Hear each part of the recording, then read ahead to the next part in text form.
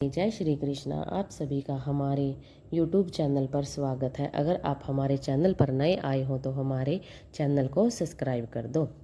गणेश चतुर्थी प्रत्येक महीने में 2 बार आती है। कृष्ण पक्ष में सकट चतुर्थी और शुक्ल पक्ष में विनायक चतुर्थी। इस दिन भगवान श्री गणेश की श्रद्धा भाव से पूजा की जाती है।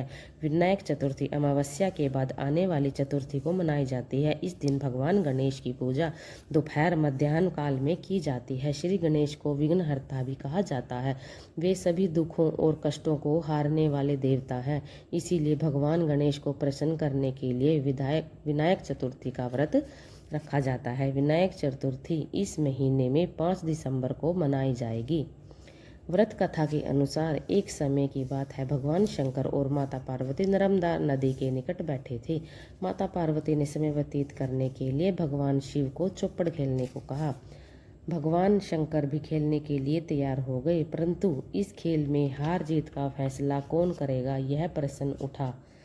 इसके जवाब में भोलेनाथ ने नर्मदा नदी के पास से कुछ तिनके इकट्ठे किए और एक पुतला बनाया और उसमें भगवान शिव ने प्राण डाल दिए और उस पुतले को कहा, बेटा हम चौपड़ खेलने चाहते हैं, हमारी हार जीत का फैसला करने के लिए कोई नहीं है, इसीलिए तुम बताना कि हम में से कौन जीता है और कौन हारा है।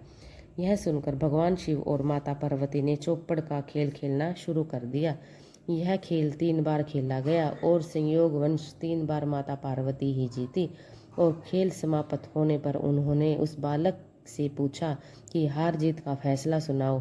तब बालक ने महादेव को विजयी बता दिया। यह सुनकर माता पार्वती क्रोधित हो गई और क्रोध में आकर बालक को श्राप दे दिया और बोली, तुम्हारा एक पैर टूट जाएगा और तुम कीचड़ में पड़े रहोगे।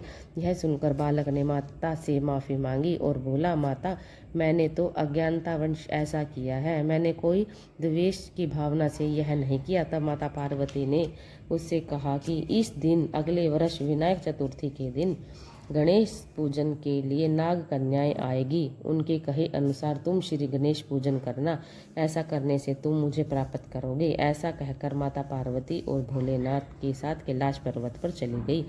1 वर्ष बीत जाने के बाद उस स्थान पर नाग कन्याएं आई और उसने श्री गणेश व्रत की विधि पता करके उस बालक ने 21 दिनों तक लगातार व्रत किया, जिससे गणेश ने प्रसन्न होकर मनवांछित फल मांगने को कहा।